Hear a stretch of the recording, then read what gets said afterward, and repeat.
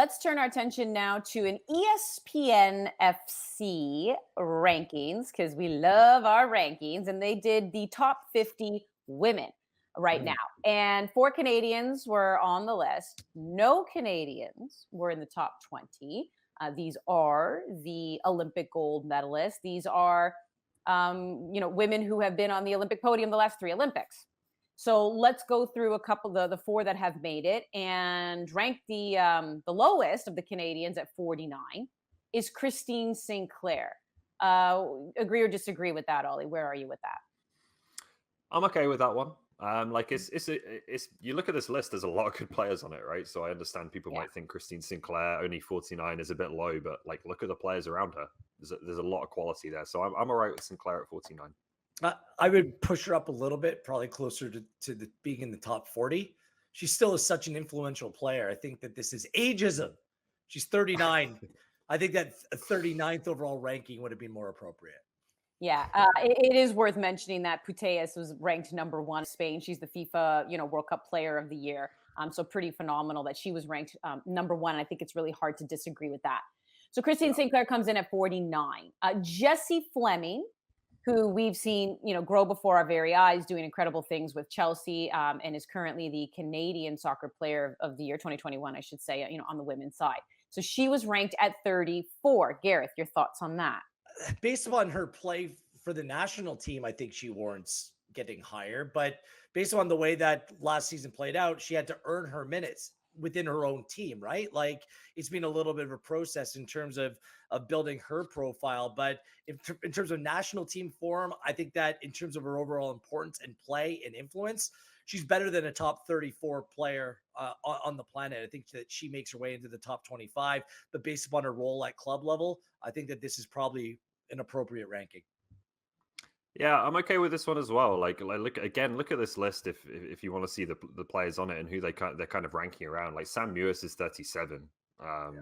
That's a great player. Trinity Rodman 33, Lucy Bronze 31. Like Jessie Fleming is in very, very good company here. Mm-hmm. At 28, and she is, beloved, at PSG, is Ashley Lawrence. So ranked 28. Gareth, your thoughts on that? Yeah, see, I would have had her ballpark with Lucy Bronze. I think Bronze is a little bit too high on this list, but Ashley Lawrence, for me, same thing. Ballpark top 25 player. I think that this is okay. 28 makes sense to me. This is where my quibbles start. I think Lawrence and the next player we're going to talk about could be higher on this list. I think this is where you start to get Canadian players a little bit underrated compared to some of their comparables, I think, around the world. I'd have Lawrence higher. Mm-hmm. Yeah, Ashley Lawrence. I mean, this again, she's quiet, but she gets the job done. Whether you have her as a fullback or you have her in the midfield, I mean, this is a versatile player who also has wins under her belt and the highest ranked Canadian. How do you argue with this one? Right, 5-time Champions League winner, countless titles as well, Olympic gold medalist. So ranked at number 26 is Kadeisha Buchanan. How do you feel about that, Wheels? I think that she should be ranked higher. I think that Kadeisha Buchanan is the one Canadian player that will be and should be in the conversation of best player in the world at her position. There's no doubt in my mind that she's in the same ballparks of the Renards of the world and like the top defenders. But the thing is, on lists like this, center backs don't get the love, right? Defenders don't get the love. It's all about the attacking players, and that's why she's lower on this list. But based upon her quality, what she actually is, she's a top 10 player for me, and she can go up. Like she could turn this move to Chelsea. I'm really intrigued. She could become the top defender, center back in the world, in my opinion. She is that good. Mm-hmm. Yeah, agree with that. Definitely a top 20 player in the world, if not even better than that, in my opinion. And I think, like Wills was saying, the Chelsea move maybe gives her the platform to come out of Renard's shadow a little bit and really start to show people that, she is potentially the best centre back in the world. Yeah, if I were to look at who should have been in the top 20, that right away of the Canadian women, Kadeisha Buchanan immediately stands out to me. And I think we're all in agreement with that. But if we were to make a prediction, no love for defenders, Andy, no love for defenders. It's the way it works with these rankings. I know. So it's unfortunate. But which Canadian, because we've seen quite a few, break out this past year. So Gareth, if you were to make a prediction of who would likely be in a future top 50 list, which Canadian would that be for you? This isn't meant to be a sign of disrespect, but nobody right now. Like these are the core players of the Canadian women's national team. There's players who are in the conversation. And I feel like Canada right now is a group of players where their strength is when they come together and how they play together as a team rather than having individual superstars a la the Christine Sinclair era where it's like, hey, come on my back, jump on my back, and we'll take you to great heights. I see this team as just being well balanced, well organized, a team when they come together, they're able to achieve something more significant than they are. Remember this Olympic run, it was just about standout defensive prowess, defensive play. We regularly question their attack, and to make it on a list like this, I think you need to be able to show a little bit more in terms of what you're bringing from an attacking perspective. So I think this is fair right now. 4 players right now with potential room for grow, but we need to be shown something from some of the other Canadian players stepping up within their club teams, within the national team setup to make sure that they stand out as a true difference maker. Yeah, I agree. No one right now, I don't think, has been left off this list unfairly. I think the closest Canadian player for me has to be Janine Becky. I still think there's more to come from Janine Becky. Like, I just see a lot of things I like about her game, but she hasn't necessarily put up the kind of numbers in terms of goals and assists that maybe would command a place on this list. And I think that's the next step for her. But you just see her becoming so integral for Canada that you think that the potential is there for that. And obviously with more regular minutes in her club situation now in Portland as well, that could help. So she'd be the one who I think is closest, one who I think we're going to be talking more and more about over the next 2 or 3 years. And I'm not saying she's close to a top 50 player in the world right now, but big potential for me is Jade Riviere. I think she's going to be the next one who will come out of college, much like Jessie Fleming did, and she is going to get a lot of interest from around the world. From some pretty serious clubs who will be willing to give her first professional opportunity. So she's one longer term that I think could start to be a factor on lists like these.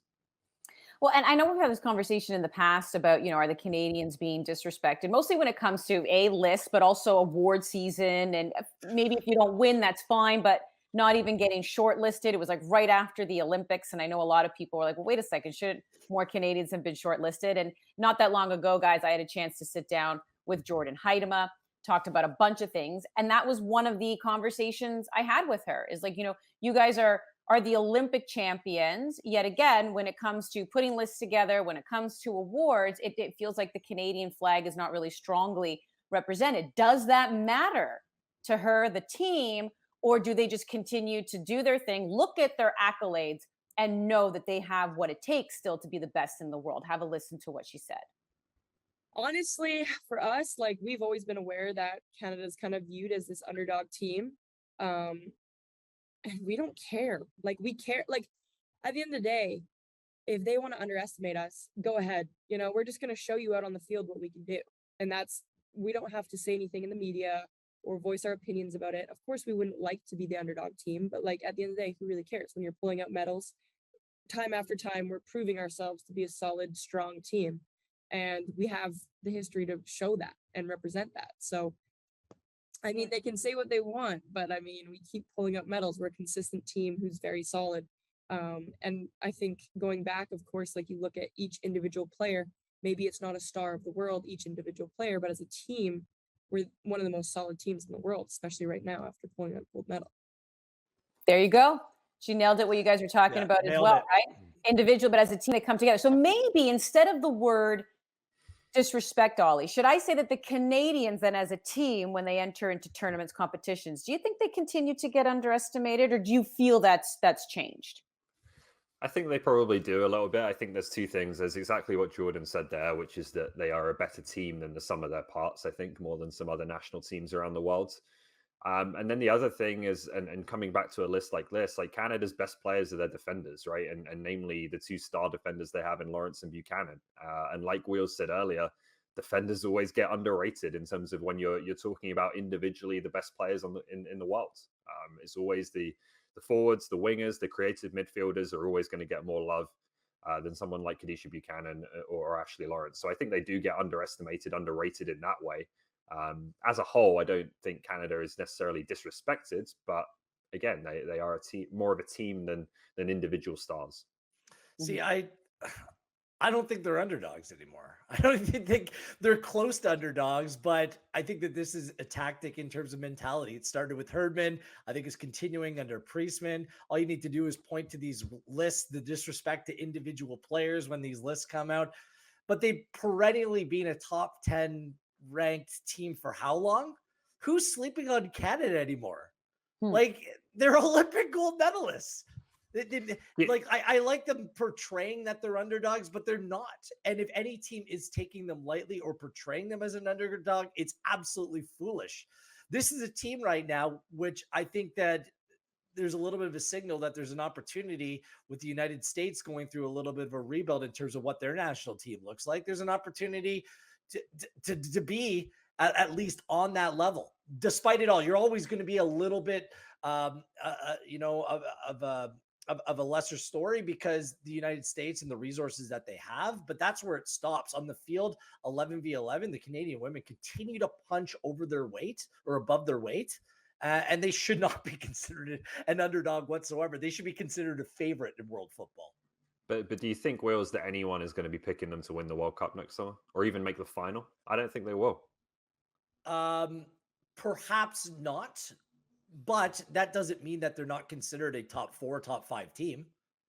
Sure, but I still think wouldn't that be fair? Like in terms of their like, I'm looking forward to seeing the women's Euros to see how some of these teams have evolved. Remember, at the Olympics, we didn't see France there. Like, we didn't see some top teams in that tournament.